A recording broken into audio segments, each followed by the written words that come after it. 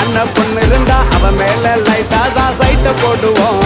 நண்பனோட காதலிக்கு அனகார பிரச்சனைனா நட்புக்காக வீட்டா தான் பைட்ட போடுவோம்.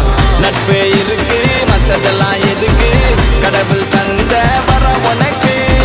நண்பன் இருக்கா உயிரை தாங்க